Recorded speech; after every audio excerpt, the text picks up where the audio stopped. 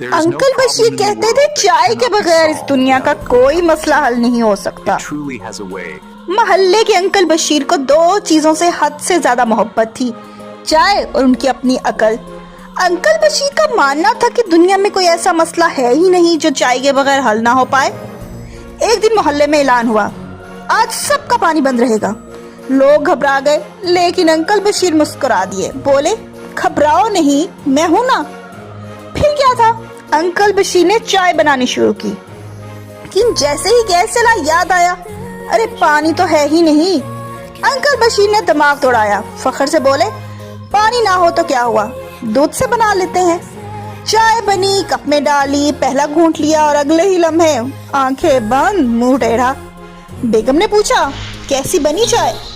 Uncle Bashir نے بڑی سنجیدگی سے جواب دیا، چائے تو اچھی ہے، بس ذرا چائے چائے لگ رہی ہے۔ اسی وقت محلے کا بچہ بولا، انکل یہ چائے نہیں ہے، آپ نے دودھ گرم کر کے پتی ڈال دی ہے۔